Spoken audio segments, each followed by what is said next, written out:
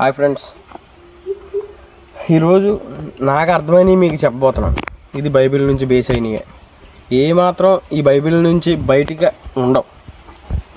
నేను చెప్తున్నాను. మన వాళ్ళు అందరూ ఎవరో అంటే మన వాళ్ళు అని అంటే ఆ దృష్టిలో ఎవరిని తప్పు పట్టట్లేదు, కానీ నా ఎక్స్పీరియన్స్లో నేను చెప్తున్నాను.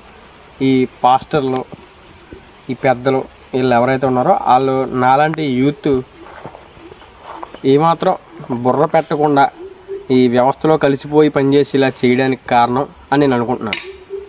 ఎందుకంటే రోమిల్ గ్రంథంలో క్లియర్గా ఉంది, సృష్టి అంతా చాలా బాధపడుతుంది. దేనికోసం అంటే దేవుని కుమారులు కలుషితం అయిపోవడం వల్ల. దేవుని కుమారులు కలుషితం అయిపోయారు ఈ ప్రపంచంలో. రోమిల్ గ్రంథం 8వ అధ్యాయం 19వ వచనం నుంచి 22వ వచనం వరకు క్లియర్గా ఉంది. అంటే మనం ఈ సృష్టిని పట్టించుకోకపోవడం వల్ల ఈ సృష్టి చెడిపోతూ ఉంది.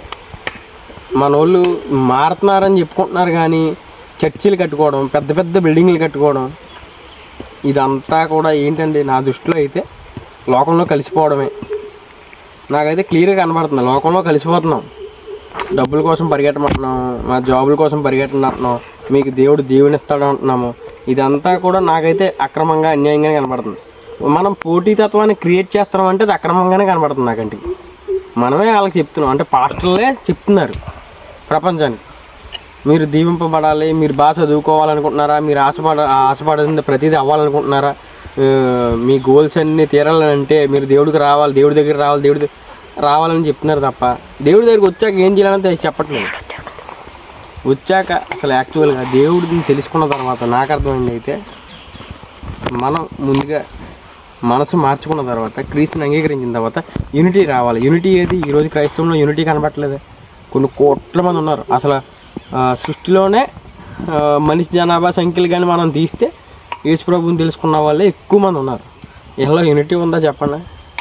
క్రీస్తు వచ్చి 2000 సంవత్సరాలు అయింది, ఇంకా సరే పేదలు కనబడుతున్నారు భూమి మీద, పేదవాళ్ళు.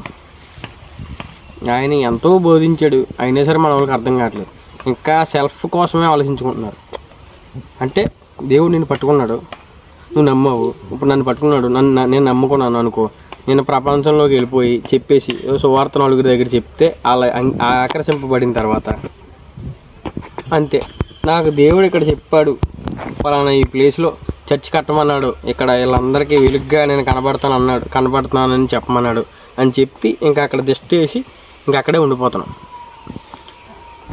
నా దృష్టికి అదంతా కూడా ఆశ్చర్యంగా అనిపించింది. అంతా బైబిల్కి ఎగెన్స్ట్గానే ఉన్నది. దిష్టి వేసి ఉండిపోమనలేదు, బిల్డింగ్లు కట్టమనలేదు.